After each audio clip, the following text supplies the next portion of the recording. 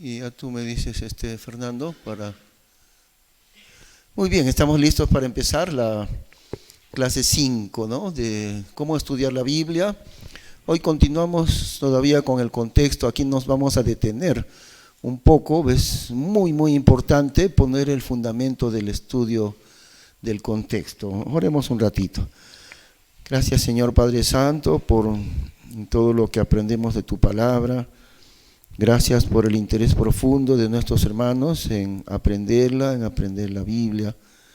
Enséñanos pues, abre nuestro entendimiento por medio de tu Espíritu Santo y podamos comprender las cosas tan excelsas que hay en tu palabra, Señor.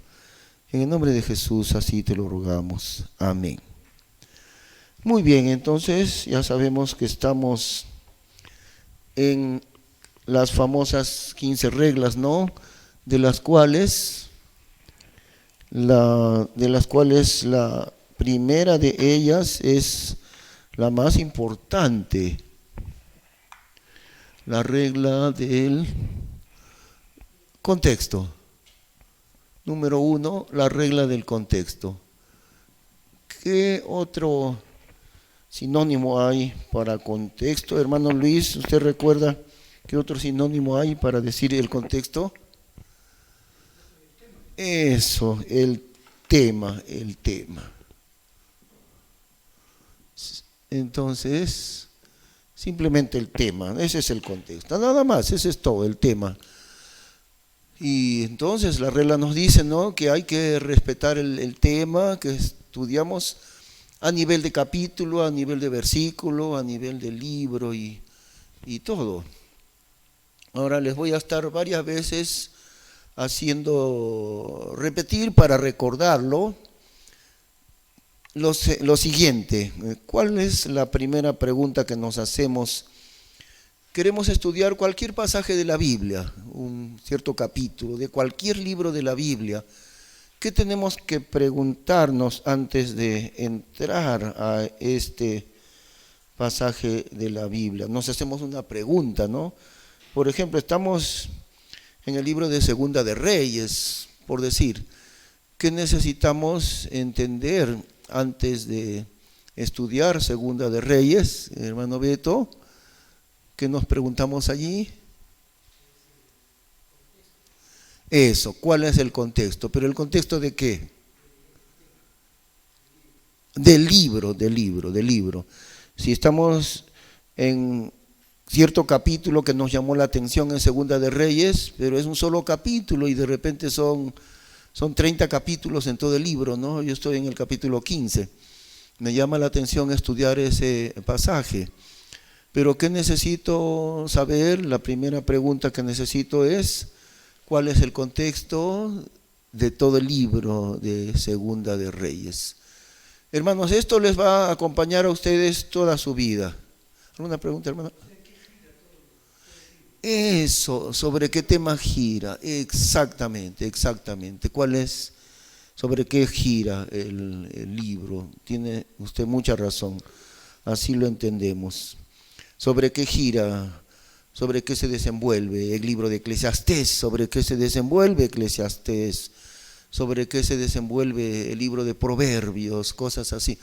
Por ejemplo, miren, en Proverbios es muy interesante entender el contexto, o sea, el tema de Proverbios, porque Proverbios gira entre dos cosas. Todo el libro de Proverbios gira entre dos conceptos, el sabio y el necio.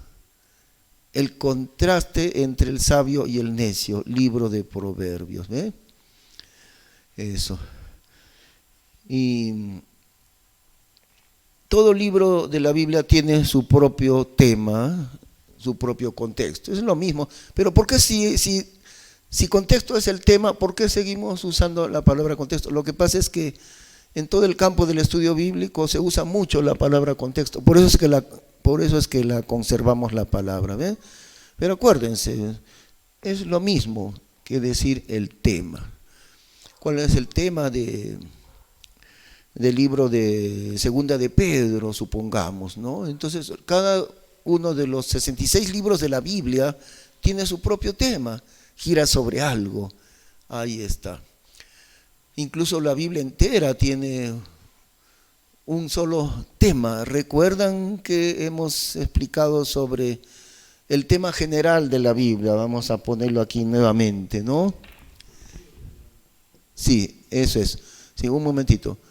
El tema general de la Biblia. O sea, el contexto general, es lo mismo. O sea, el contexto general de la Biblia entera. Vimos el martes anterior, ¿no es cierto? Y hay un tema de la Biblia entera. ¿Sí? Usted estaba diciendo, hermano, ¿cuál es ese tema general de la Biblia? Eso, el establecimiento del reino de Dios en el universo. El establecimiento del reino de Dios en el universo. ¿Por qué decimos que la salvación no es el tema central de la Biblia? Como a veces algunos piensan, ¿no? Diciendo, la salvación del hombre es el tema central de la Biblia. ¿Por qué decimos que la salvación no es el tema principal de la Biblia?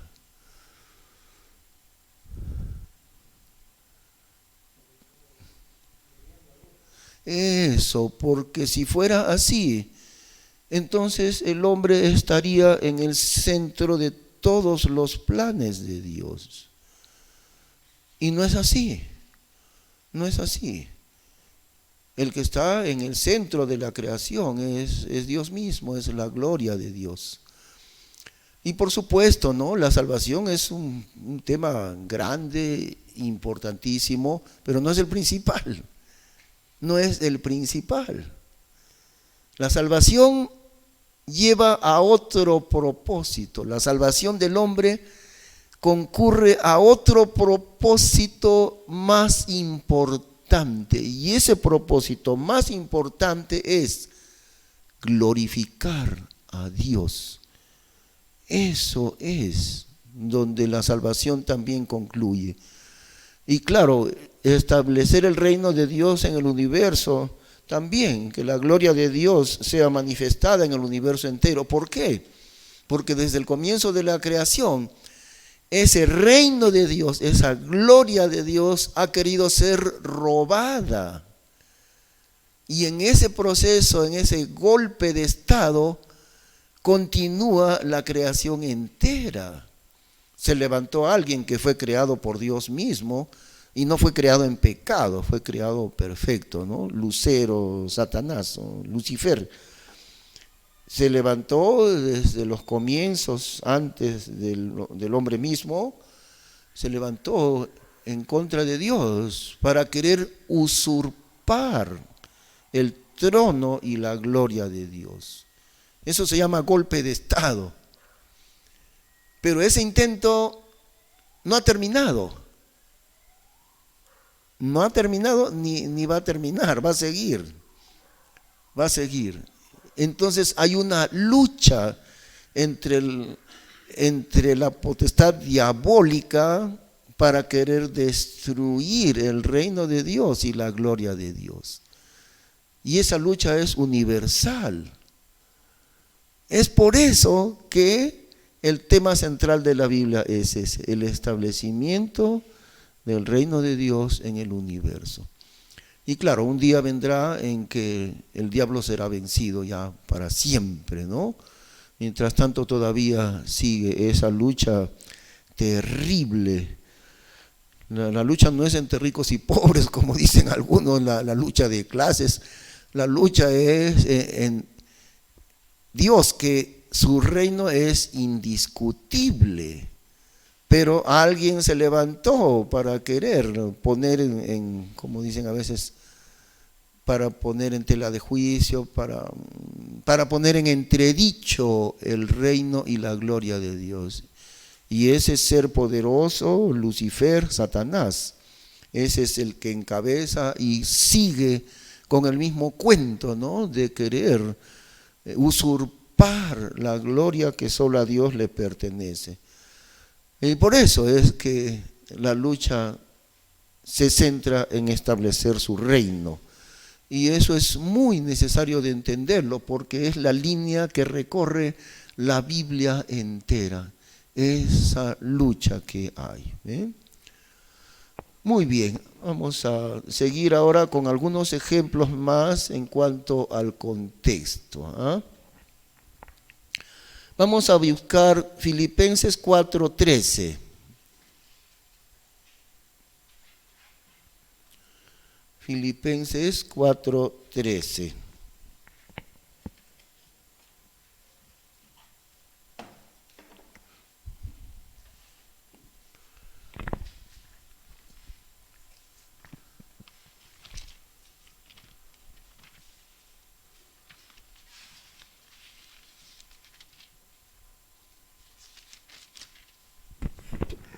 Este es un versículo muy conocido, muy mencionado, muy memorizado, ¿no?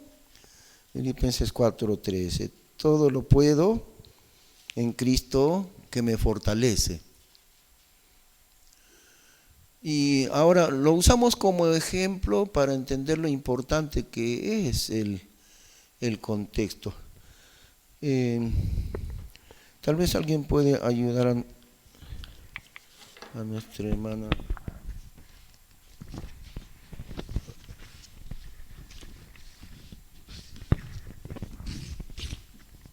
Hermana Verónica, ¿puedes usar este papel? Perdón que no te di el manual porque no tengo el impreso, pero y tal vez alguien te presta un lapicero para que tomes nota por ahí. Bueno, ahí está, ¿ves? Luego te tengo que dar el manual impreso, ¿ya? Entonces, usamos como ejemplo para ir entendiendo la importancia del contexto. Entonces, muchos dicen, no, esto no me va a vencer. ¿Por qué? Porque todo lo puedo en Cristo que me fortalece. Y una vez estaba yo trabajando con un hermano en Cristo, estaba en las vacaciones del seminario bíblico y tenía un contrato de mantenimiento en una fábrica, entonces había que usar una escalera bien grande. Yo no tenía miedo de subir, pero yo le dije, hermano, hay que asegurar la escalera por precaución. Y él me dijo, ¿miedo tienes? Me dijo, ¿no? No, miedo no tengo, lo que tengo es prudencia, y que la pata no se vaya a resbalar. Eso no es miedo. Pero ¿tienes miedo? ¿Qué dice la Biblia? ¿Qué dice Filipenses 4:13? Me dijo, ¿no?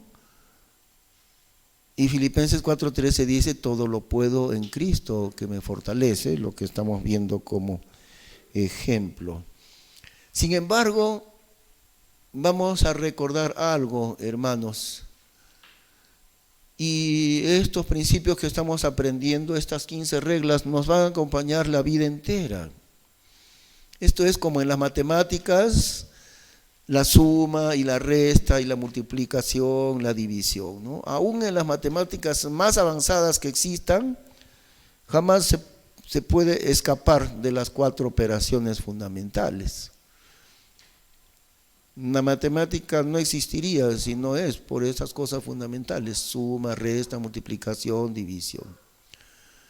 Y el estudio de la Biblia no podría existir si no es por estas reglas fundamentales. La primera, y que es la más importante, la del contexto. ¿Por qué? Es que no podemos usar aquí la palabra todo lo puedo de manera absoluta, ¿ve? Porque no está puesta allí en la Biblia de manera absoluta, es decir, todo lo puedo en Cristo que me fortalece, sí, pero no de manera absoluta. Hay un caso real, en un libro cristiano yo leí, mencionaron en ese libro lo que pasó en Corea del Sur. Eran 2 hermanas en cierta parte de Corea del Sur y había un cruce de agua allí que no lo podían cruzar. Entonces ellas dijeron, tenemos que tener la misma fe que el Señor ha dicho, que la fe va a mover montañas, y el Señor pudo caminar sobre el agua y nosotras también caminaremos encima de esta agua. Y se lanzaron al torrente allí y se ahogaron. Dijeron, vamos a tener la fe de Dios sin dudar. Y la Biblia dice, todo lo puedo en Cristo que me fortalece. Se lanzaron al torrente y murieron. Lo que pasa es que todo lo puedo que dice aquí no es absoluto. Todo lo puedo en Cristo que me fortalece. Por supuesto, ¿no? Filipenses 4:13, todo lo puedo en Cristo que me fortalece. Pero el problema es que no nos hemos dado cuenta nunca, porque los creyentes hemos aprendido siempre tan mal, ¿no? Un versículo aislado aquí, otro versículo aislado por más allá, sin entender para nada el contexto. Y si ustedes salen de este curso, hermanos, sin aprender el contexto, ¿saben qué? No han aprendido nada, porque si no aprendemos a este principio, no vamos a poder entender nada, es decir, correctamente al estudiar la Biblia.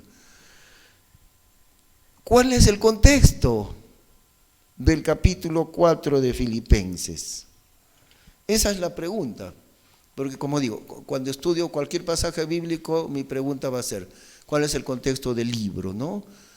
Bueno, el libro de Filipenses tiene mucho que ver con la obra misionera, y especialmente el capítulo 4, aunque no es ese el tema principal, pero el tema del capítulo 4 es el trabajo misionero, o más concretamente la ofrenda misionera. Y entonces, para entender el versículo 13 de manera correcta, hay que entender el contexto. Muy bien, a ver, vayamos allí. Versículo 10, por ejemplo. Empero en gran manera me regocijé en el Señor, de que al fin ya reverdecisteis en tener cuidado de mí, de lo cual en verdad estabais solícitos, mas os faltaba la oportunidad. No es que hablo en cuenta a necesidad, porque yo he aprendido a contentarme con lo que tuviere. Sé también estar humillado, como sé tener abundancia. Donde quiera y en todas cosas soy instruido, así para estar harto como para sufrir hambre. Lo mismo para tener abundancia como para padecer necesidad. Todo lo puedo en Cristo que me fortalece. Y sigue hablando, el tema sigue, ¿de qué está hablando? El apoyo misionero de los filipenses para ayudar a Pablo en sus necesidades materiales, en sus necesidades misioneras. Seguimos, 14, todavía hicisteis bien en que comunicasteis conmigo en mi tribulación. Ya sabéis también vosotros, oh filipenses, que al principio del Evangelio, cuando me partí de Macedonia, ninguna iglesia comunicó conmigo en materia de dar y de recibir, sino vosotros solos. Porque aún estando yo en Tesalónica me enviasteis lo necesario 1 y 2 veces. No que yo solicite dádivas, mas solicito fruto que abunde para vuestra cuenta. Empero todo lo tengo y aún más de lo suficiente. Estoy lleno, habiendo recibido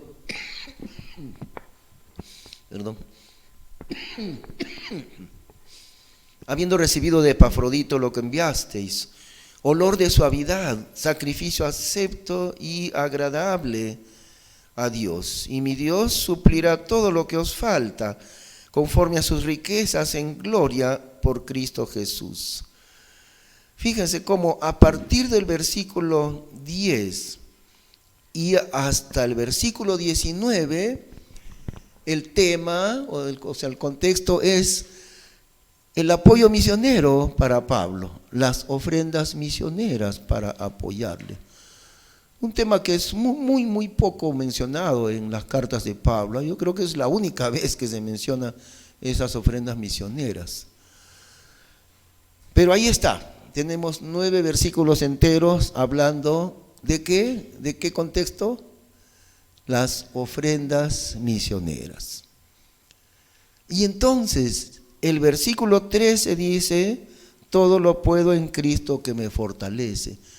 Pero no es un todo absoluto, cualquier problema de mi vida. No está hablando de cualquier problema de su vida. En realidad está hablando del versículo anterior, dentro de la necesidad misionera. ¿Qué dice el versículo anterior? 12. Sé también estar humillado como sé tener abundancia. Donde quiera y en todas cosas soy instruido, así para estar harto como para sufrir hambre. Lo mismo para tener abundancia como para padecer necesidad. Ahí es donde dice, todo lo puedo en Cristo que me fortalece. No es un todo referido a otros problemas, sino a los problemas del versículo 12, en el contexto de las necesidades materiales de servir al Señor. Ese es el contexto.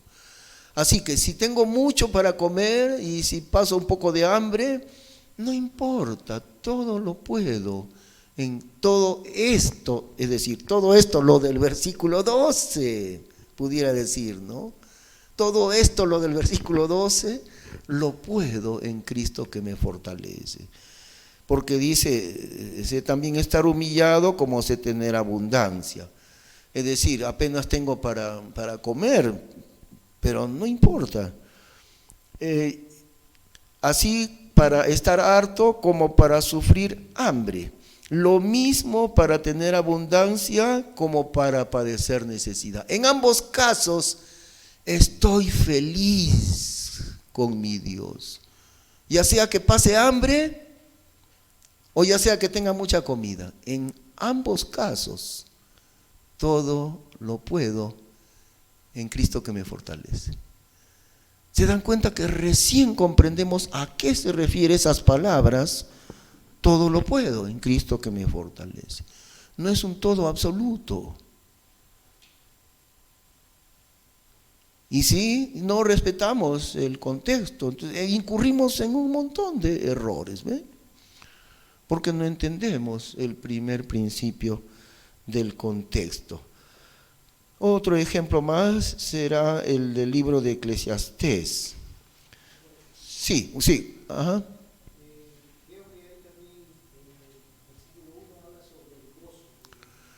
Ah,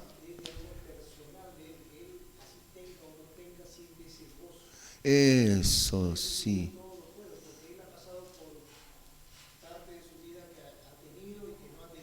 Sí. Eso, de veras. Ajá.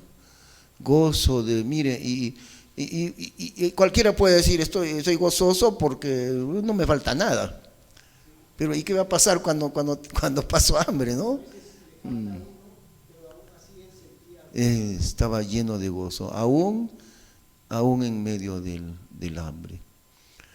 Miren lo que le pasó a un pastor que se llama Francisco Acho, fíjense, porque estamos hablando de las necesidades en el servicio del Señor específicamente, no está hablando de necesidad en otro contexto, sino en el servicio del Señor. Esto le pasó al pastor Francisco Acho, que muchos lo conocen acá en Lima. Él se vino de Iquitos siendo bien joven todavía. Parece que no tenía ningún familiar en Lima, porque ¿qué le pasó? Se vino con el objetivo de entrar a estudiar en el seminario bíblico en Lima y tal vez no tenía pues manera de solventarse, solamente el pasaje, que es bien caro porque en avión nomás se puede venir, a no ser que sea por río, pero demora 15 días, no sé cuánto, pero seguro en avión, y pienso que a las justas pagó su avión para llegar a Lima. Y entonces él contento en Lima para estudiar, ya luego matricularse al seminario bíblico. Pero estando en Lima, y a nadie conocía seguramente, ¿no? Primer día buscando un cachuelito ahí para comer, no encontró nada. Al segundo día tampoco, ¿qué sería? No se comería un pan, algo. El segundo día, el tercer día ya no se aguantó el hambre y tampoco encontraba ni cachuelo ni trabajo. Así que el tercer día se metió a un restaurante a la hora del almuerzo y pidió todo lo que quiso y comió pues, ¿no? Y cuando ya había comido todo, dijo, ya nadie me puede quitar porque ya me lo comí. Y avergonzado, pues, pensando, ¿qué le digo ahora al dueño, no? Se acercó al mostrador y se agachó porque le daba vergüenza. ¿Qué cosa digo? Y en eso que se agachó, estaba al pie de sus zapatos un billete de 50 soles, que indudablemente se lo mandó Dios mismo. Entonces él recogió y nos dice, cobres y deme mi vuelto. Dios hizo eso, porque Dios es fiel, por eso, porque Dios es fiel. Pero fíjense, ese es el estilo de Dios muchas veces, ¿no? Nos hace pasar necesidad y luego cuando parece que ya no hay solución, Dios dice, aquí estoy yo. Aquí estoy yo. Es como que Dios a propósito, como fue en el caso de Abraham, que moría él y su esposa Sara por tener un hijo. Y luego tenía 75 años de edad y seguía sufriendo, ya pensando, ya nunca tendremos. Pero Dios a los 75 años le dice Dios, te voy a dar una descendencia incontable, va a ser tu descendencia. Pero Abraham no tenía ni un solo hijo. Y Dios esperó que pasen 25 años más. Y cuando ya tenía Abraham 100 años y su esposa tenía 90, Sara, y aparte de eso había sido estéril ella y tenía 90 años de edad ahora. Y ahí es donde Dios le da a su hijo Isaac. Que es el estilo de Dios, ¿no? Lo hace llegar hasta el máximo cuando uno ya parece que como para que no quede duda, esto es imposible. Y cuando ya hemos entendido que es imposible, Dios dice, aquí estoy yo. Y a los 99 años de edad, Dios se le aparece y le dice, este año, de aquí a 9 meses. Y su esposa se mata de risa, ¿no? Sara. Yo una viejita de 89 años. Y el ángel que Dios envía es el Señor Jesús. ¿Por qué se ha reído Sara? Y por eso es que el nombre Isaac, porque Isaac quiere decir risa, ¿no? Risa. Bueno, estamos viendo, miren, en el contexto de la obra de Dios y de las necesidades materiales de la obra de Dios. Todo lo puedo en Cristo que me fortalece. Pero no está hablando de enfermedades, de desastres o de otras cosas. Está hablando de la necesidad material al servir al Señor. Y eso los que dicen, de todo lo puedo en Cristo que me fortalece, Filipenses 4:13, lo aplican en forma absoluta a cualquier problema. Pero el versículo no está hablando de cualquier problema. ¿Ven? Cuán importante es entenderlo, ¿no? Vamos a ir ahora a Eclesiastés.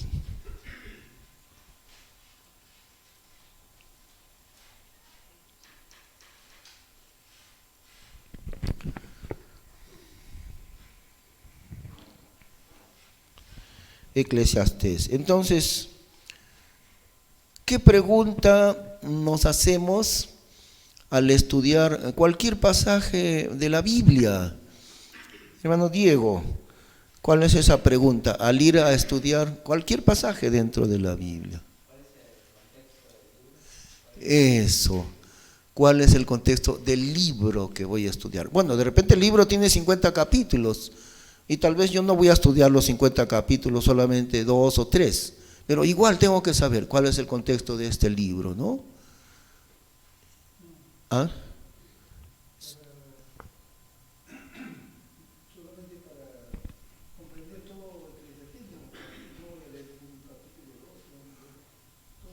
Sí, así. Yo estaba mencionando que necesitan ustedes aprender esto que acabo de decirles, porque se lo voy a preguntar, hermano, un montón de veces, se los voy a preguntar a lo largo de estas clases. Y los que han estado antes ya están cansados de escucharme la misma pregunta. ¿Qué necesitamos saber al estudiar cualquier versículo bíblico? ¿Cuál es el contexto del libro entero? Ahora, claro, si el libro tiene 50 capítulos, no va a ser tan fácil entender el tema entero, ¿no? Pero para eso están los auxiliares bíblicos. Y más ahora que en Internet, sin mucha dificultad uno encuentra ayudas bíblicas. Por ejemplo, estoy en el libro de Jeremías, entonces yo quiero saber cuál es el tema de Jeremías. Entonces, hay ayudas bíblicas buenas.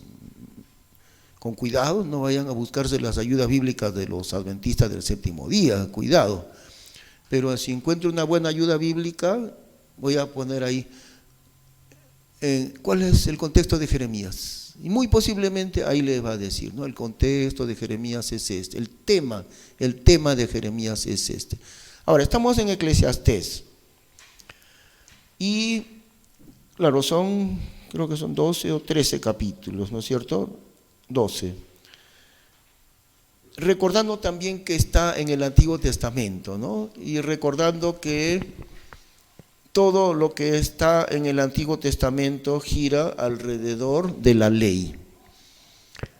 No tiene referencia todavía a la gracia de Dios en el Antiguo Testamento. Entonces, Eclesiastés forma parte del Antiguo Testamento. Eso nos ayuda a entender un poquito. Por ejemplo, en Eclesiastés no voy a encontrar nada de la iglesia, ¿no? Ninguna mención a la iglesia. Ahí voy viendo. Y para resumir el contenido, el contexto de Eclesiastés, más o menos el siguiente, miren. Eclesiastés lo que ha hecho es, o sea, el Espíritu Santo, porque el Espíritu Santo es el autor de la Biblia. Lo que ha hecho el Espíritu Santo en Eclesiastés viene a ser así. Se ha puesto Dios los lentes de la vida, mirando la vida puramente humana. Dios en Eclesiastés está examinando la vida del hombre desde un ángulo puramente humano. ¿Para qué? ¿Para qué lo hace Dios así? Para que el hombre entienda cuán absurda es la vida humana sin la presencia de Dios en su vida. Porque Eclesiastés comienza y termina con las palabras que están en el 1.2. ¿Qué dice 1.2? A ver, ¿qué dice Eclesiastés 1.2?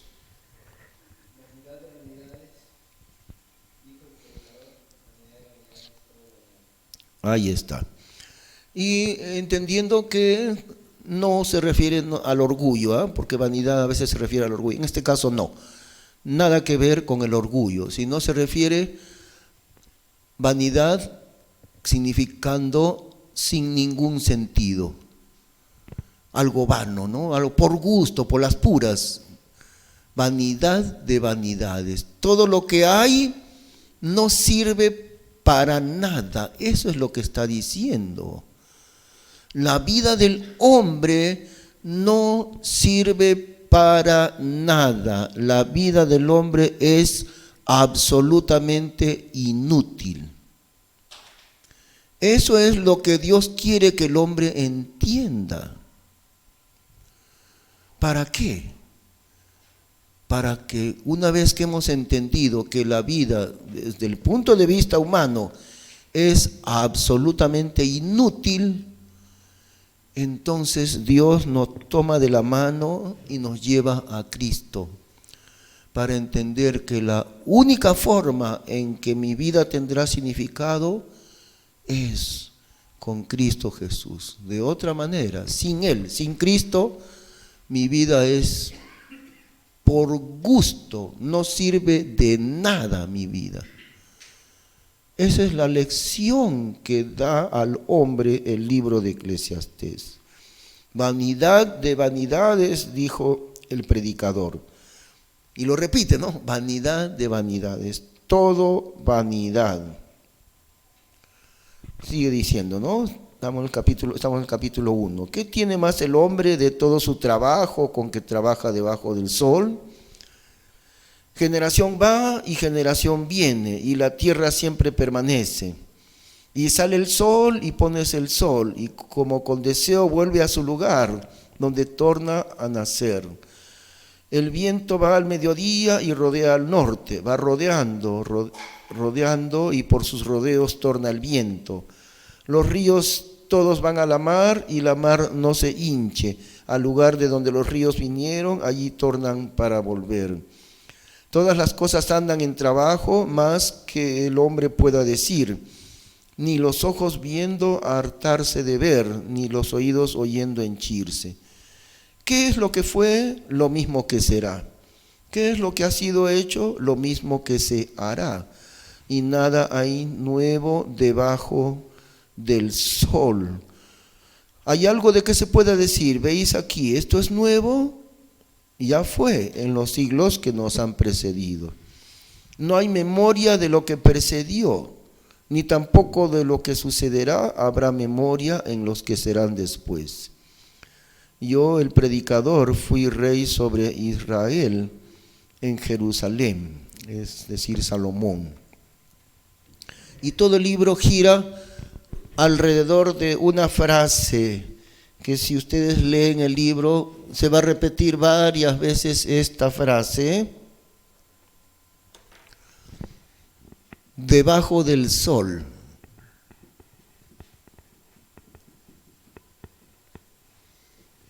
Debajo del sol.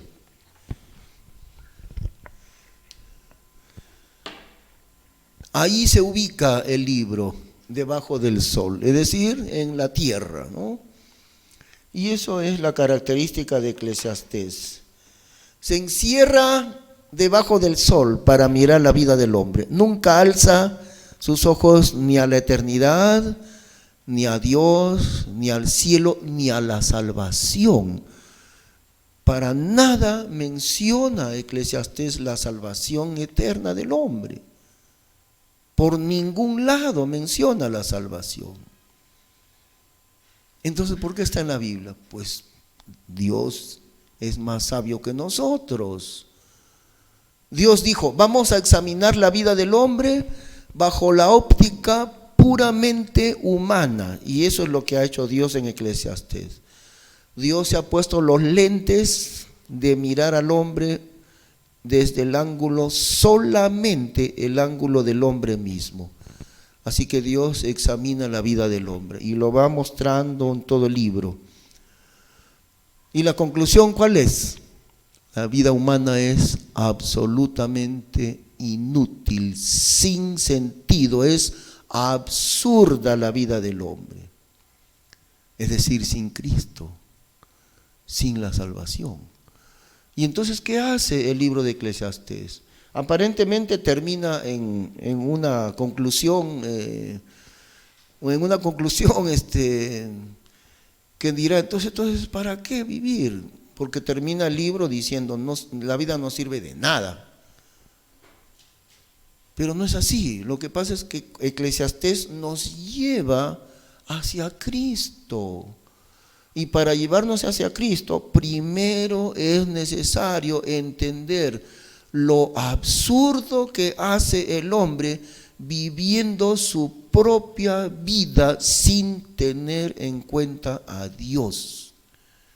Ese es el propósito del libro, llevarnos hacia Dios, llevarnos hacia Cristo. Porque Eclesiastés hace un diagnóstico, ¿no? Un diagnóstico de un médico, ¿qué cosa es? Bueno, el hombre está mal. Le duele acá, se siente enfermo, pero no sabe qué tendrá. Entonces para eso está el médico. Muy bien, le hace un montón de análisis y luego le dirá, pues tal vez usted se siente mal, ¿no es cierto? No tiene fuerzas para nada. Mire, lo siento mucho, pero tenemos que hacerle un examen después de exámenes básicos, posiblemente usted podría tener un cáncer de tal cosa, y entonces le mandan a hacer biopsia, etcétera, ¿no? Luego hacen un diagnóstico ya certero y completo. Luego le dirá de repente, mire señor, felicitaciones, buenas noticias, no tiene cáncer usted, pero sí tiene este problema. Y eso se soluciona de esta manera, cirugía, tratamiento, qué sé yo. Pero ¿qué pasó? Ya le hicieron un diagnóstico certero, ¿no es cierto? Él sufre, pero no sabe qué le pasa. Dios hace un diagnóstico certero de la vida del hombre en el libro de Eclesiastés. Ese es el propósito de Dios. ¿Sabes cómo es tu vida sin Dios y sin Cristo? Tu vida es esto, vanidad de vanidades. Eso es tu vida. Estúdialo para que te des cuenta cómo es tu vida, aparte de Dios, lejos de Dios y lejos de Cristo. El propósito de Dios es hacerle ver, tienes cáncer. Felizmente hay curación para tu cáncer. Eso es lo que Dios hace en el libro de Eclesiastés, ¿ve? Porque si no entendemos que ese es el tema de este libro de Eclesiastés, entonces diremos, bueno, ahí en Eclesiastés dice que todos mueren igual, hasta el perro muere igual que el hombre, todos se mueren igual, y la vida no sirve de nada, todo termina sin esperanza. Y entonces el hombre que lee Eclesiastés dirá, mejor me muero de una vez, porque así dice que para qué vivir, todo es vano, ¿no? Mejor me muero de una vez. Pero lo que está haciendo Dios es conducirnos hacia Cristo, porque en Él sí hay esperanza. ¿Mediante qué? Mediante un diagnóstico de la vida humana. Y ese diagnóstico de la vida humana es el libro de Eclesiastés. Ve qué sabio es Dios en poner todo eso en su palabra, ¿no? ¿Se dan cuenta? Entonces cada libro tiene un tema especial, un contexto especial. Ok, vamos a poner otro ejemplo, está en Mateo capítulo 12.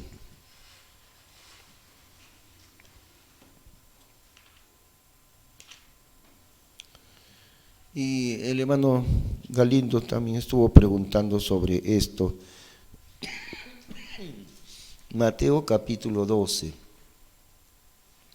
Cuando el Señor Jesús habla de la blasfemia contra el Espíritu Santo, ¿no es cierto? Pecado imperdonable, a veces le dicen, ¿no? Aunque el Señor no usa esa palabra pecado imperdonable, pero sí dice, la blasfemia contra el Espíritu Santo no puede ser perdonada. Entonces, estamos para estudiar Mateo capítulo 12. ¿Qué preguntas nos hacemos antes de estudiar este capítulo? Nos hacemos la pregunta clásica, ¿cuál es el tema del libro de Mateo? Porque si no sabemos el tema, el contexto de Mateo, no vamos a entender el capítulo 12, ¿ok?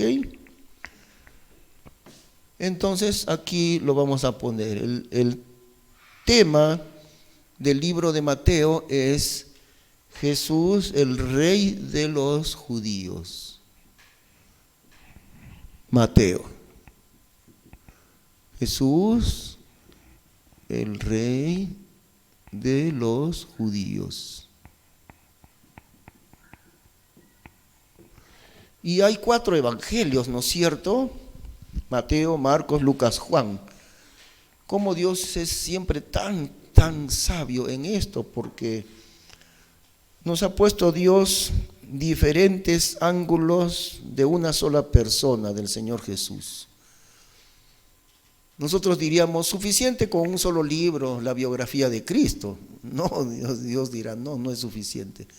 Yo he puesto 4 biografías del Señor Jesús, Mateo, Marcos, Lucas, Juan. Porque cada evangelista lo enfoca a Jesús de diferente ángulo.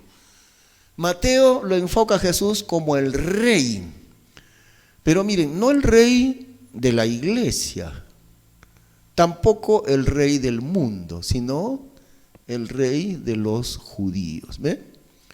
Y Marcos tiene otra cosa que es el siervo de los hombres, y Lucas algo así, y el Evangelio de Juan habla de su aspecto divino, ¿no? No mencionamos eso ahorita, pero el Evangelio de Mateo, Jesús como rey de los judíos. Ese es el tema de Mateo. Si el tema de Mateo no es la iglesia, porque no es la iglesia el tema de Mateo. ¿Podemos sacar doctrinas para la iglesia en este caso? Sí, pero cuidado, con mucho cuidado, porque Mateo no habla de la iglesia, sino de Jesús, el rey de los judíos. Entonces ahí entendemos, ¿no? Y llegamos a Mateo 12. ¿Qué ha sucedido aquí en el libro de Mateo? El Señor Jesús comienza a presentar en los primeros capítulos su reino delante de Israel. El rey presenta, como algunos han dicho, la constitución de su reino en el Sermón del Monte, que está más atrás, Mateo 5, el Sermón del Monte se le llama. La constitución espiritual de su reino está en Mateo 5, el fundamento de su reino espiritual. Y el Señor, que es el rey legítimo de Israel, comienza a manifestar su reino ante ellos. Pero lo que sucede es que ellos rechazan su reino cada vez más, con excepción del pequeño grupo de creyentes. Ese pequeño grupo de creyentes, ellos sí, ¿no? Pero el resto, el grueso de la nación de Israel, lo rechazan y más adelante lo crucifican. Cuando llegamos a este capítulo 12, ya desde los capítulos anteriores podemos ver el rechazo contra el rey. Y ese rechazo llega a su colmo en el capítulo 12. Ahí entonces vamos entendiendo, porque no solamente el libro tiene su contexto, ¿no? Sino también cada capítulo tiene un contexto más pequeño, claro, pero cada capítulo también tiene un contexto más pequeño dentro de un contexto general. Los líderes de la nación han ido oponiéndose en todos los capítulos anteriores y llegan al colmo de oponerse en este capítulo. Veamos. En aquel tiempo iba Jesús por entre los panes en sábado, y sus discípulos tenían hambre y comenzaron a coger espigas y a comer. Y viéndolo los fariseos le dijeron: He aquí tus discípulos hacen lo que no es lícito hacer en sábado. Y él les dijo: ¿no habéis leído qué hizo David teniendo hambre él y los que estaban con él? Cómo entró en la casa de Dios y comió los panes de la proposición, que no le era lícito comer de ellos, ni a los que estaban con él, sino a solos los sacerdotes. ¿O no habéis leído en la ley que los sábados en el templo los sacerdotes profanan el sábado y son sin culpa? Pues yo os digo que uno mayor que el templo está aquí. Mas si supieseis que es misericordia quiero y no sacrificio, no condenaríais a los inocentes, porque Señor es aún del sábado el Hijo del Hombre. El Hijo del Hombre es él mismo, ¿no? Porque Señor es aún del sábado el Hijo del Hombre. Ahí está, ese enfrentamiento terrible de ellos contra Jesús. Miren, la gente normal, sencilla, nunca se oponían de esa manera contra él. Eran los líderes los que se oponían, siempre, ¿no? Y eran líderes bíblicos, o sea, eran fariseos, hombres que sabían muy bien la palabra de Dios. estudiaban la Biblia a fondo esos fariseos, como Pablo, porque Pablo fue también fariseo. Y ellos fueron los enemigos del Señor Jesús. Y entonces, así, todo el tiempo oponiéndosele a él. Vamos al versículo 22. Entonces fue traído a él un endemoniado, ciego y mudo, y le sanó de tal manera que el ciego y mudo hablaba y veía. Y todo el pueblo estaba fuera de sí y decía: ¿es este aquel hijo de David? Hijo de David significaba el Mesías. El Mesías, hijo de David. ¿Es este aquel hijo de David? Mas los fariseos, oyéndolo, decían: este no echa fuera los demonios, sino por Belcebú, príncipe de los demonios. Fíjense ahora la terrible blasfemia de ellos, ¿no? Atribuyéndole al Señor Jesús, atribuyéndole poder diabólico. Versículo 27. Y si yo por Belcebú echo fuera a los demonios, vuestros hijos, ¿por quién los echan? Por tanto, ellos serán vuestros jueces.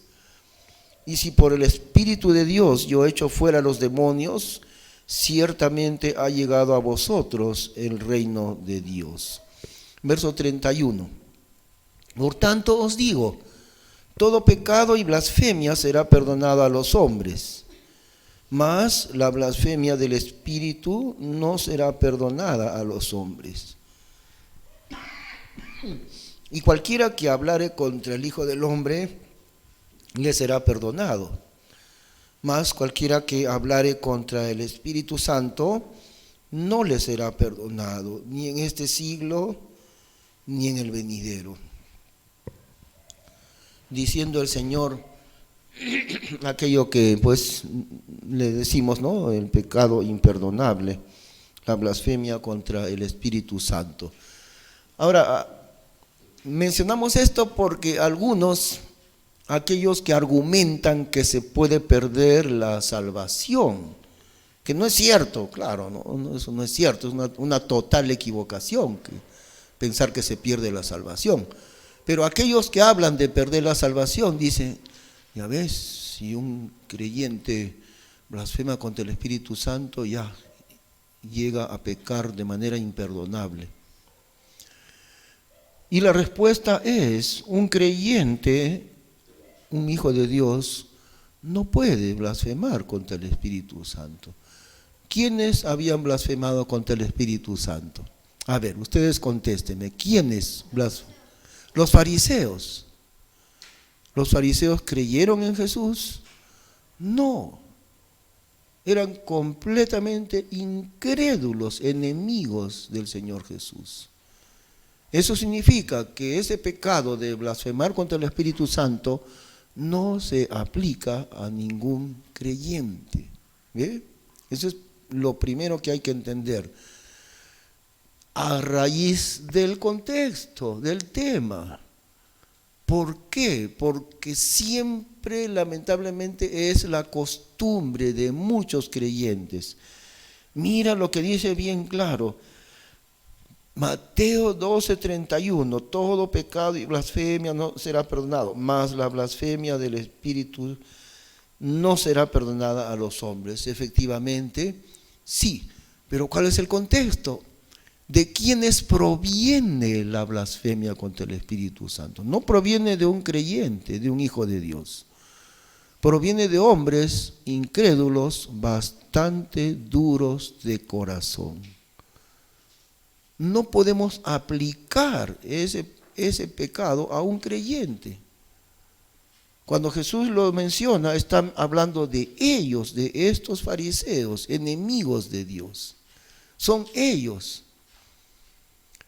Y parece que se refiere al mismo pecado de incredulidad también, o que están tan íntimamente relacionados la incredulidad con la blasfemia del Espíritu Santo. Están tan relacionados que la incredulidad lo lleva al hombre al infierno. No hay remedio para la incredulidad.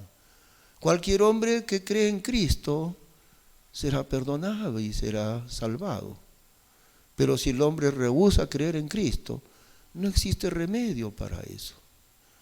¿Ve? Por eso yo pienso que tiene una íntima relación la incredulidad con la blasfemia del Espíritu Santo, lo cual no es cometido por un creyente, porque el Señor no está hablando de personas creyentes, está hablando de incrédulos terriblemente duros en su incredulidad. No apliquemos ese pecado a quienes Jesús no le aplicó, es decir, a los que son creyentes. ¿Ve? Entonces vamos entendiendo la gran importancia que tiene el contexto. ¿Se acuerdan que vimos otro ejemplo? Ya lo hemos visto, ¿no? El del libro de Hechos. ¿Qué encontramos ahí? Pedro, apuradito. Apenas ya el Señor se fue al cielo y apenas el Señor se fue, dijo, de una vez hay que nombrar el sucesor de Judas, porque en el libro de los Salmos dice que tome otro su oficio. Eso era cierto, claro, en Salmos decía, ¿no? En el Salmos mencionaba a Judas y también decía tome otro su oficio. El problema es que Pedro quería hacerlo apresurado. Ya, de una vez. Y eso de tomar esa elección de una manera tan apresurada llevó a una equivocación completa, ¿no? ¿Qué dice la Biblia más adelante sobre establecer líderes en la iglesia? Dice, en Timoteo dice, no impongas con ligereza las manos a ninguno. No establezcas líderes así nomás, de manera superficial, de manera rápida. ¿Por qué? Porque hay que cubrir ese puesto. No impongas con ligereza las manos a ninguno. Es decir, nunca con apresuramiento establecer a un líder dentro de la iglesia. Pero eso es exactamente lo que hizo Pedro. Claro, la iglesia recién había nacido, ¿no? Apenas estaba iniciando la iglesia.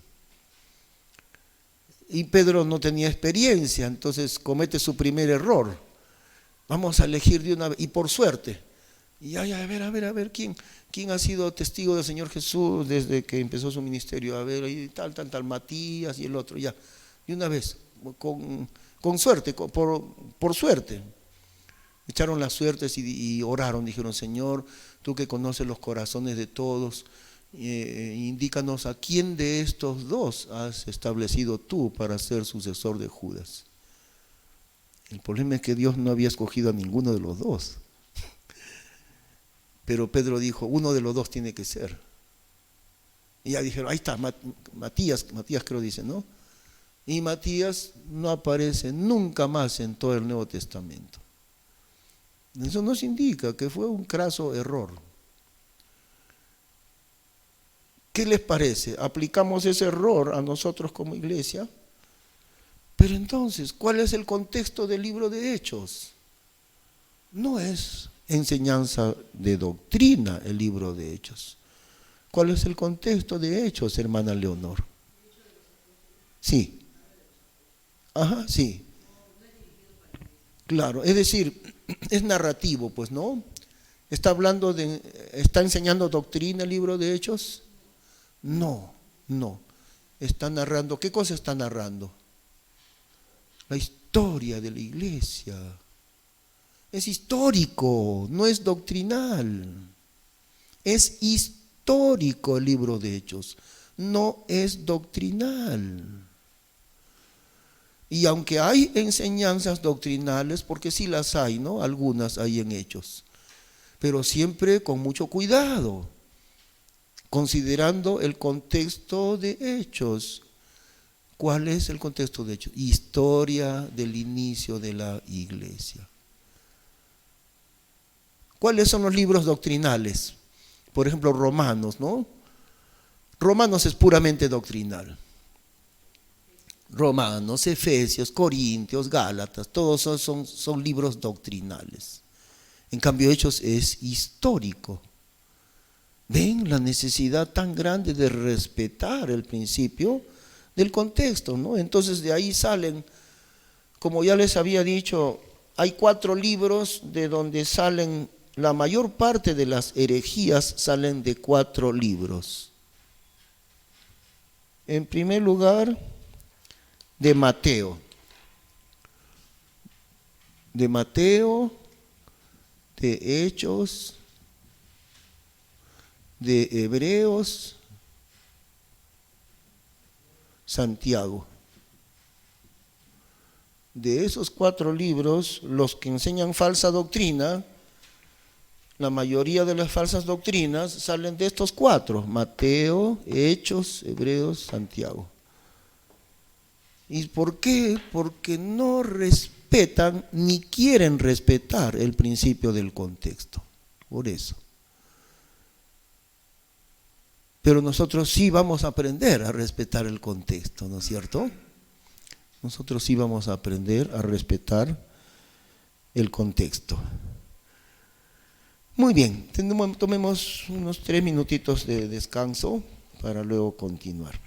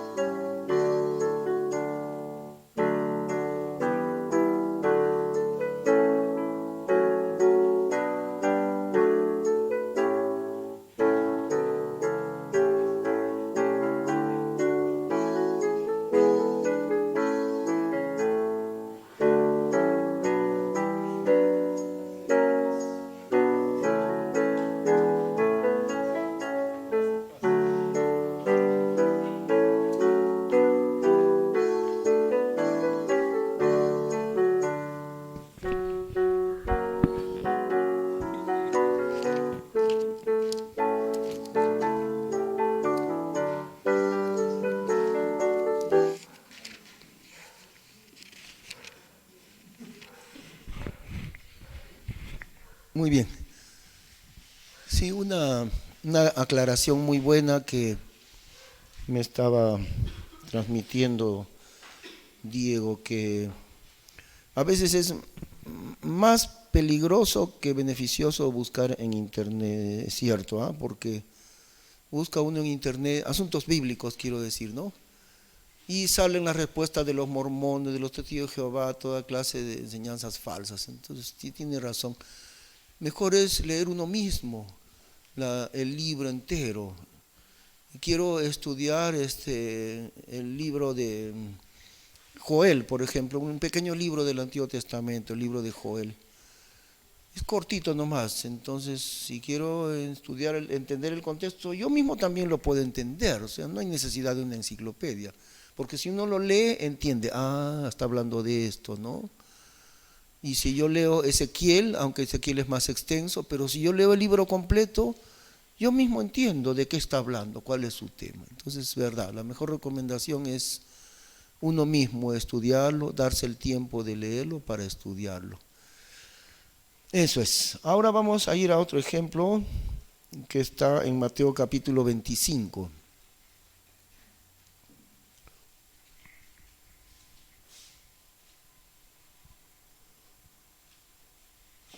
Este ejemplo es la parábola de las 10 vírgenes.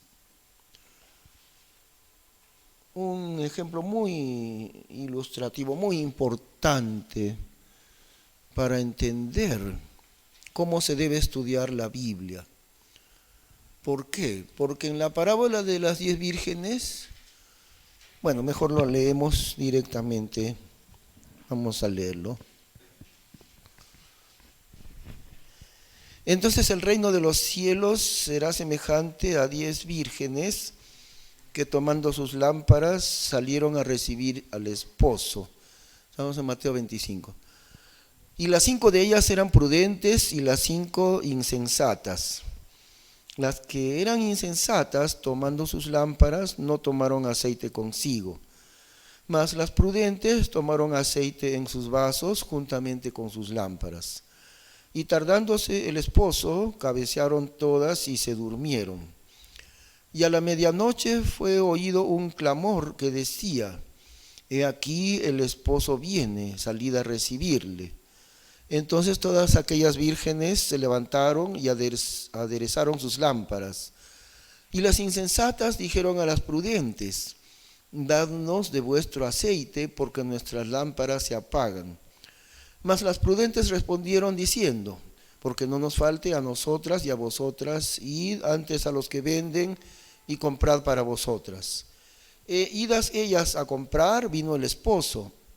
Y las que estaban apercibidas entraron con él a las bodas, y se cerró la puerta. Y después vinieron también las otras vírgenes diciendo: Señor, ábrenos. Mas respondiendo él dijo: De cierto os digo que no os conozco. Velad pues, porque no sabéis el día ni la hora en la cual el Hijo del Hombre ha de venir.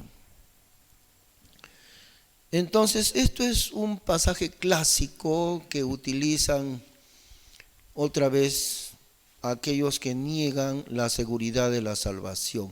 ¿Qué significa la seguridad de la salvación? Que sencillamente la salvación no se pierde. Si ya Dios me ha dado salvación por la fe en Cristo, es eterno. No hay forma de perder la salvación. Es imposible que uno pierda la salvación. Eso se llama la seguridad eterna. Y por el contrario están ahí muchos, la mayor parte en realidad del campo evangélico, diciendo siempre: no, hermanito, si tú te portas mal, vas a ir al infierno, hermanito. Entonces cuidado porque vas a ir al infierno. Entonces, viviendo un sentido de temor todo el tiempo, sin entender la libertad que nos ha dado el Señor. El creyente tiene que seguir el camino del Señor, no porque se podría ir al infierno, simplemente porque tiene que hacerlo. Un hijo, ¿por qué se tiene que portar bien? Porque es hijo de su padre le ha enseñado el buen camino y el hijo tiene que seguir el buen camino, nada más, esa es la única razón. Si yo soy hijo de Dios, si Dios es mi padre, pues yo tengo que caminar como Dios me dice, porque Él es mi padre. Esa es la única razón. No porque no tengo que caminar bien porque si me desvío entonces iré al infierno. No, pero ese es el pensamiento que tienen en muchas iglesias, sin entender en absoluto, ¿no?, lo que es la justificación por la fe. Pensando otra vez que la salvación depende de su fidelidad, como creo que el martes anterior dijimos eso, ¿no? Pensando que por las obras, por la fidelidad de cada uno, entonces están conservando su salvación, quitando de en medio la obra de Cristo, negando la obra salvadora que hizo el Señor Jesús en la cruz por nosotros. Su obra fue completa, su obra fue terminada, tal vez esa es la mejor manera de decirlo. La obra de Cristo por nosotros en la cruz fue terminada. No necesita nada porque ya ha terminado, ya cumplió con la justicia de Dios. Su sangre derramada cumplió con la justicia de Dios y por lo tanto nosotros hemos sido declarados justos delante de Dios, no por la justicia nuestra, sino por la justicia de otra persona, la justicia de Cristo. Y muchos en el campo evangélico, es triste, lamentable, cuántos creyentes no lo entienden, ¿no? Siempre pensando, hermanito, pórtate bien, hermanito, porque si no te portas bien, te puedes ir al infierno. Negando la obra de Cristo, negando la Biblia, haciéndole a Dios mentiroso. Eso es lo que están haciendo, haciéndole a Dios mentiroso, cuando niegan la seguridad de salvación. Entonces, una de las cosas que usan los que niegan la seguridad de salvación es aquí, la parábola de las 10 vírgenes. Entonces, ¿qué van a decir?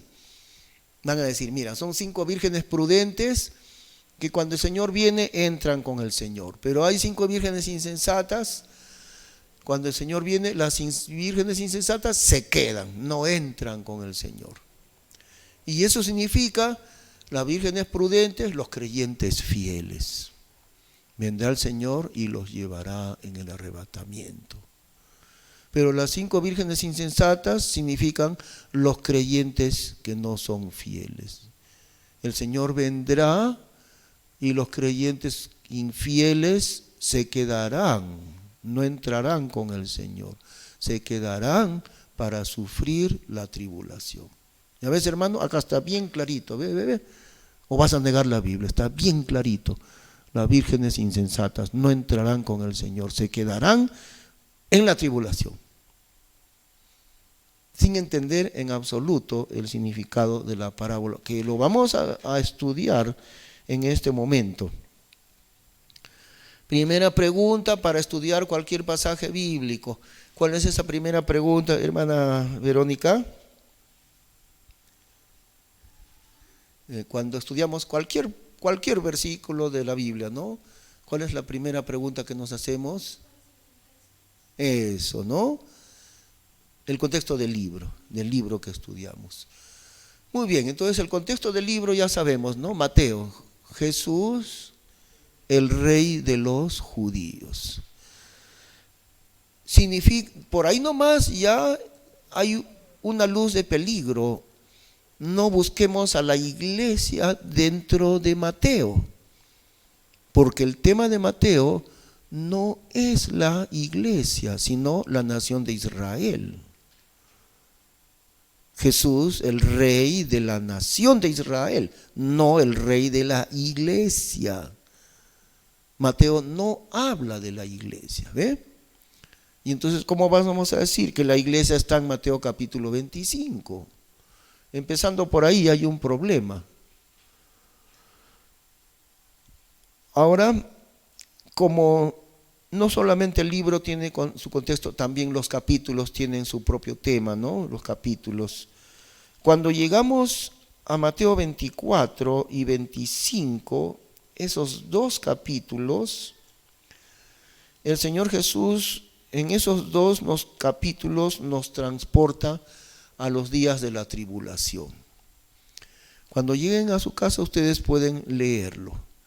Pero los dos capítulos, 24 y 25, se sumergen directamente en el tiempo de la tribulación. Y además, en relación a Israel, no en relación al mundo entero, ni tampoco en relación a la iglesia. Siempre con el tema de Israel. Mateo 24 y 25, su contexto, ¿cuál es? La tribulación. Ambos capítulos. Veamos, por ejemplo, en el 24, 21, ¿no? 24, 21. Porque habrá entonces grande aflicción, cual no fue desde el principio del mundo hasta ahora, ni será. Ahí nomás se ve que está hablando de la tribulación. Todo el 24. Y cuando entramos al 25 también, el tema de la tribulación continúa en el capítulo 25. Y ahí viene la parábola, ¿no? Vayamos hablando de un principio que lo estudiaremos más adelante, pero lo voy a escribir aquí. Comparando la escritura con la escritura. Comparando la escritura con la escritura. Es decir, comparando la Biblia con la misma Biblia. Esto es muy, muy importante todo el tiempo cuando estudiamos la Biblia. Y ahí a veces nos ayuda una concordancia. La concordancia nos ayuda bastante. Gracias a Dios que actualmente hay concordancias muy completas que uno puede tenerlas en el celular sin ningún problema. Antiguamente Sociedad Bíblica sacaba una concordancia así de este grueso, enorme libro, y para ese tiempo era muy buena esa concordancia. Pero ahora no se necesita ya, miren cómo Dios ha permitido, ¿no? La tecnología. En el celular, yo tengo en mi celular yo uso todos los días la Biblia 1865. Claro, a veces leo en la misma Biblia y a veces también en el celular, porque en el celular lo tengo con letras bien grandes.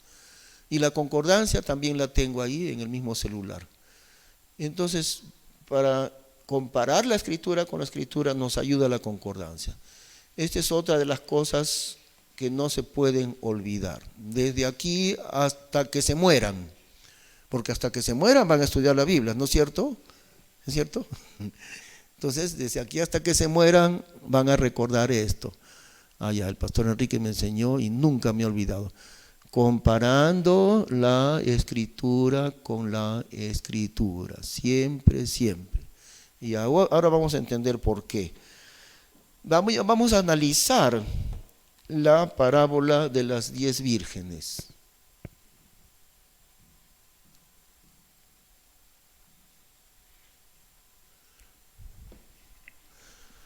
Y examinaremos cada uno de los elementos, ¿no?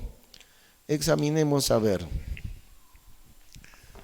cuáles son los elementos o los personajes. Primero, 10 vírgenes, de las cuales 5 prudentes dice, ¿no? Sí. 5 prudentes y 5 insensatas, así dice. Sí. 5 prudentes y 5 insensatas. ¿Qué más elementos? El esposo. Tenemos el esposo. ¿Qué más tenemos? Tenemos las lámparas, ¿no? tenemos el aceite. Y creo que eso es todo, ¿no? Ya. Si nosotros aprendemos a comparar la escritura con la escritura, entonces no será difícil interpretar cualquier parábola. El problema es cuando no respetamos los principios bíblicos, como les digo, ¿no? Los que niegan la seguridad de salvación. No respetan los principios de interpretación. Y al hacer eso, llegan a errores bien grandes. Sus errores son bien grandes porque no respetan los principios de interpretación. Empezamos con las 10 vírgenes. Primero, que la Biblia es tan exacta que a veces hay una diferencia solamente entre el singular y el plural. Porque la Virgen es la iglesia. En cierto momento, Pablo el apóstol dice, os he desposado como una virgen pura a Cristo, hablando de la iglesia. Pero fíjense la diferencia, porque acá nos dice una virgen, ¿no es así? Sino 10 vírgenes. Entonces, si dijera una virgen, podríamos decir de repente es la iglesia, comparando la escritura con la escritura, porque en otro pasaje dice la virgen es la iglesia. Pero en el plural, basta la diferencia entre el singular y el plural, ya es otra referencia. Así que no puede ser como virgen la iglesia, porque las vírgenes ya no son la iglesia, en plural ya no. Sino que las vírgenes son la nación de Israel. Son la nación de Israel. ¿Cómo lo entendemos? De varias maneras. Otra vez con ese mismo principio que acabo de mencionarles. ¿Cuál es ese principio que acabo de mencionarles, Diego? Eso, comparando la escritura con la escritura. Si nosotros comparamos la escritura con la escritura, vamos a entender que esto es la figura de un casamiento, toda la parábola. Y que estas 10 vírgenes son las acompañantes de la novia. Nosotros le llamamos las damas, ¿no? Las mejores amigas de la novia. Esos son las 10 vírgenes y la historia es la realización de una boda. Ahora, la boda de Israel era un poco diferente a la nuestra actualmente. Según dicen que generalmente el novio salía de la casa de sus padres acompañado por sus amigos. Por la calle desfilaban, hay mucho gozo en eso. Lo acompañaban al novio hasta su nueva casa donde iba a vivir ya con la esposa, ¿no? Todos lo acompañaban y él llegaba ahí. Y la novia igual, sus amigas, las vírgenes, ¿no? Le acompañaban a ella hasta su nueva casa. Y los dejaban a los dos ahí. ¿Para qué? Para que se consumara su matrimonio. Por eso hay diferencias con lo de ahora. Lo dejaban ahí, como a veces creo en la selva hacen, ¿no? Le echan llave y ahí los dos solitos. Entonces, en su nueva casa entraban los dos juntos por primera vez. Entonces, esperaban varias horas que termine la luna de miel. Eso era al revés de nosotros. En nuestra costumbre se casan y luego se escapan, ¿no? A la luna de miel. Pero allá eso es al revés en el oriente. Primero tiene que haber la luna de miel y después recién viene la celebración. Así era. Entonces, mientras ellos están en su luna de miel, en el lugar donde será el banquete, están esperando todos los invitados. Así que las vírgenes son las damas, las amigas de la novia, que están esperando que llegue el novio, o mejor dicho, el nuevo esposo, ¿no? Para que comience el banquete de celebración. Ahí está, eso es, porque ellas están esperando. Versículo 1, tomando sus lámparas, salieron a recibir al esposo. ¿Qué dice el verso 5? Y tardándose el esposo. Porque así era. Su luna de miel pues no la hacían en media hora, ¿no? Ahí estaban varias horas y ya cuando terminaban, entonces recién ya ellos venían al local donde iba a ser la celebración, el banquete. Por eso dice, tardándose el esposo, ¿se dan cuenta? Y ellas son las mejores amigas de la novia. Ahora, aquí menciona el esposo. ¿Quién podría ser el esposo?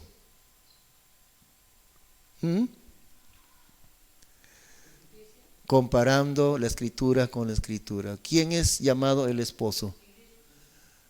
¿Ah? No, pues es un hombre, varón, ¿no? Es Cristo, el esposo. Entonces el esposo es Cristo, no hay duda de eso. Ahora, no se menciona a la esposa por ningún lado, ¿ven? Pero lo ponemos entre paréntesis. La esposa, ahora sí, hermana Leonor, ¿no? Ahora sí, ¿no? La esposa es la iglesia.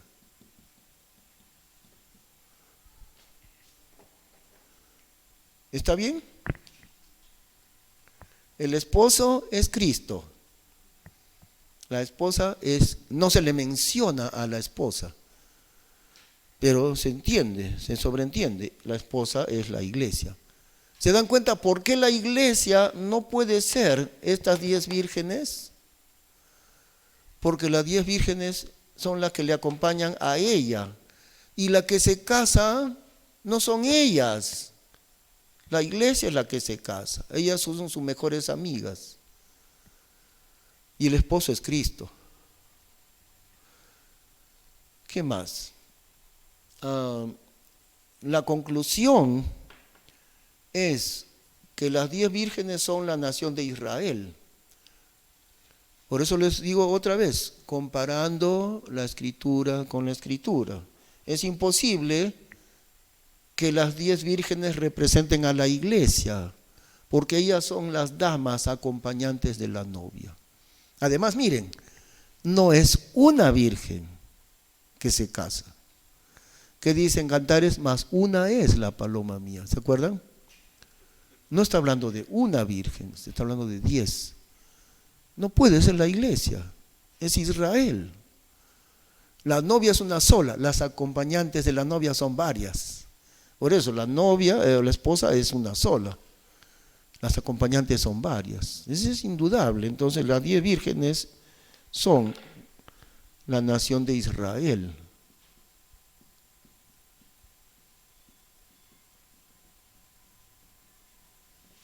¿Estamos de acuerdo? ¿O alguna duda?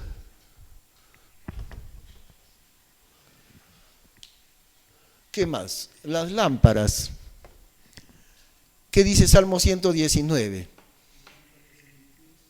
Eso, lámpara es a mis pies tu palabra y lumbrera mi camino, comparando la Biblia con la Biblia. La lámpara es la Biblia, no hay duda de eso. Ahora, el aceite, o más exactamente el aceite de oliva, porque siempre que menciona el aceite, habla del aceite de oliva. ¿Qué representa el aceite de oliva?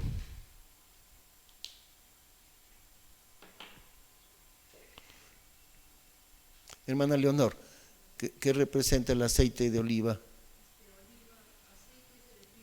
Eso, sí, muy bien. El Espíritu Santo.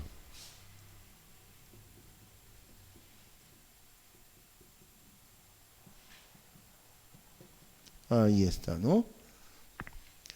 Miren, ya vamos encontrando todo, ¿no?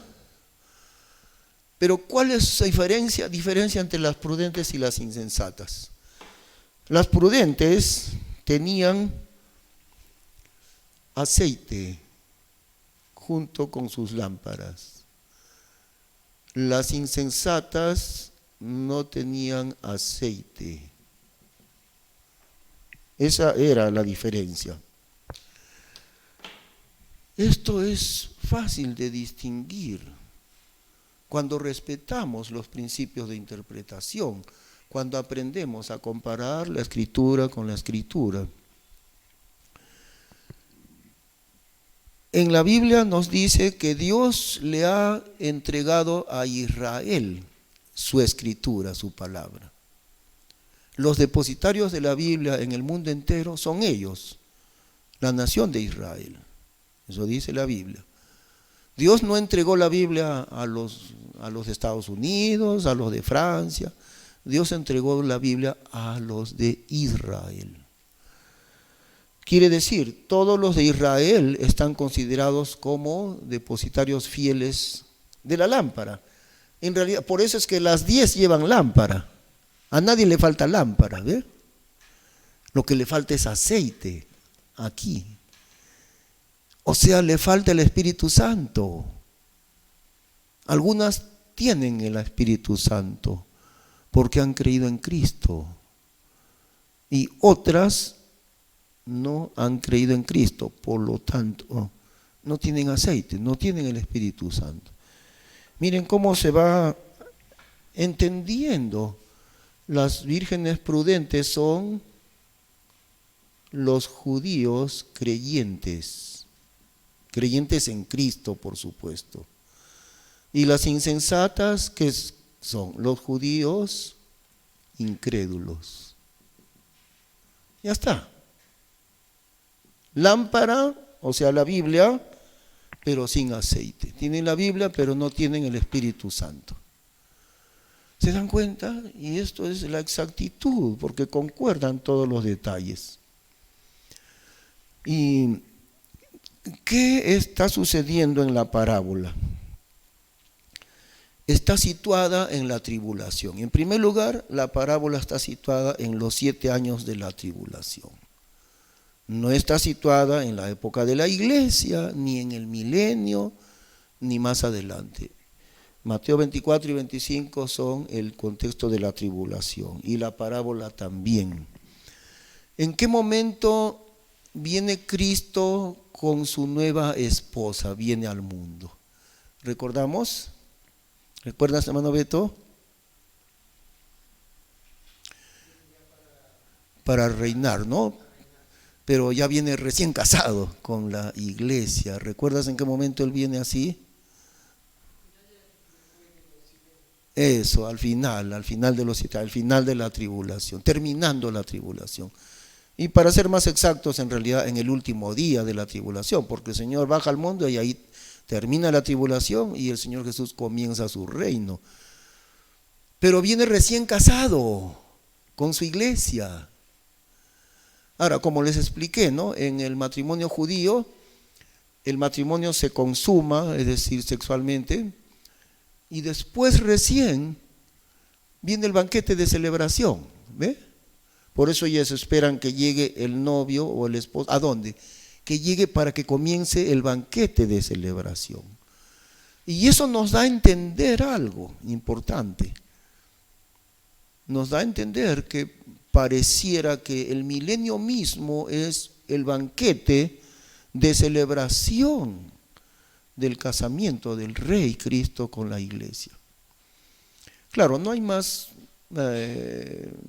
otros pasajes que nos corroboren eso, por eso digo solamente parece, ¿no? Porque termina el matrimonio, que es en el cielo, pero la celebración del matrimonio aparentemente no es en el cielo, sino cuando Jesús viene a la tierra y se realiza aparentemente en el milenio, que todo eso es un banquete largo de bodas. Ellas están en la tribulación, la nación de Israel, las vírgenes que son las amigas de la novia, la iglesia. Al final de la tribulación recién llega el esposo, que dice el versículo 6. Y a la medianoche fue oído un clamor que decía: he aquí el esposo viene, salid a recibirle. Entonces todas aquellas vírgenes se levantaron y aderezaron sus lámparas. Y las insensatas dijeron a las prudentes: dadnos de vuestro aceite, porque nuestras lámparas se apagan. Mas las prudentes respondieron diciendo: porque no nos falte a nosotras y a vosotras, id antes a los que venden y comprad para vosotras.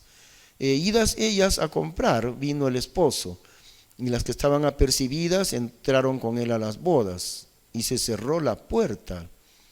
Y después vinieron también las otras vírgenes diciendo: Señor, ábrenos. Mas respondiendo él dijo: de cierto os digo que no os conozco. Porque Dios tiene su tiempo también, ¿no? El hombre puede ser salvo ¿hasta qué momento? Hasta que se muere. Pero si se murió a los 17 años de edad, ya no puede ser salvo, porque ya no hay forma de ser salvo. Ya murió. Y si se murió a los 90 años, también tuvo 90 años para venir a Cristo y no lo hizo, y igual se murió. Ya no puede haber salvación en esa persona. También ellas, ¿no? Los judíos incrédulos quieren entrar a las bodas de Cristo, pero el Señor le dice: no, ya no es momento para ustedes, no les conozco. Los judíos creyentes, las vírgenes prudentes; los judíos incrédulos, las vírgenes insensatas. ¿Se dan cuenta cuán grandemente equivocado es querer aplicar eso a los creyentes de la iglesia? Aplicar esto a la iglesia sería torcerlo por todos lados para querer acomodarlo para que se refiera a la iglesia. En realidad la iglesia no está mencionada, pero la iglesia es la esposa. Y cuando llega el esposo es porque ya se consumó su unión con ella. Ahí viene el esposo, porque ya se casó, ya se unió con ella, y ahora empieza el banquete. Por eso dice, ¿ve? Para entrar a las bodas, ¿no? Dice, versículo 10, idas ellas a comprar, los judíos incrédulos. Vino el esposo, y las que estaban apercibidas, o sea, los judíos creyentes, entraron con él a las bodas. Y se cerró la puerta. Entraron a la celebración de Cristo, pero la puerta se cerró, ya nadie entra. Y vinieron los judíos incrédulos a querer entrar, pero el Señor dijo: no, ya no hay entrada, ¿no? ¿Se dan cuenta, hermanos, cómo es la interpretación correcta de la Biblia? Así es, ¿ve? Recordando ahí, como digo otra vez, este principio, comparando siempre con la Biblia, comparando a la Escritura con la Escritura.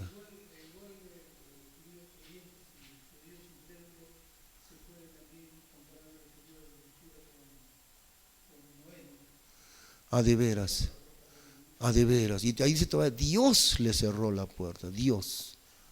Noé no cerró, Dios le cerró la puerta. Nadie entra. Querían arrepentirse, ya no es momento de arrepentirse. Tuvieron años para arrepentirse y no lo hicieron. Ya no hay entrada. ¿Verdad? Igual, pues, ¿no? Los judíos incrédulos queriendo entrar al reino de Dios, ya no se puede. Tuvieron tiempo y ya no.